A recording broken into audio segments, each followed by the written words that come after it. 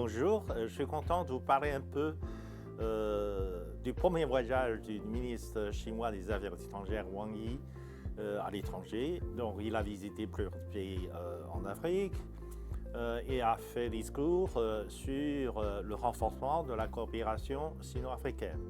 En fait, l'amitié entre la Chine et l'Afrique date d'il y a plus de longtemps avec le développement des mouvements d'indépendance en Afrique. À l'époque, il y avait un mouvement politique très important à la fois en Asie et en Afrique.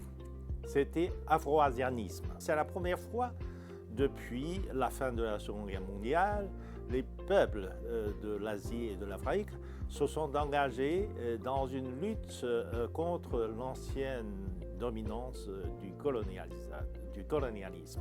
La Chine a soutenu fermement les mouvements pour l'indépendance nationale en Asie et en Afrique.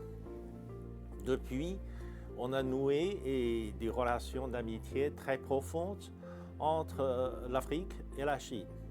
À l'époque, la Chine était très pauvre. La Chine avait peu de moyens pour soutenir les pays africains. Tout de même, la Chine a aidé beaucoup de pays africains nouvellement indépendants à construire un système économique national, à construire des infrastructures et aussi à bâtir un système de santé publique.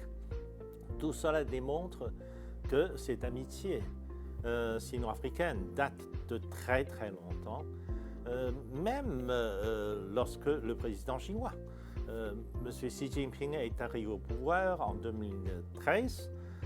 Son premier voyage à l'étranger était aussi en Afrique. Lorsqu'un nouveau président chinois est arrivé au pouvoir et son premier voyage à l'étranger est en Afrique, cela démontre l'importance que le dirigeant chinois attache à cette amitié traditionnelle entre l'Afrique et la Chine. Donc là aussi, cette fois-ci, le premier voyage du ministre des Affaires chinois est en Afrique.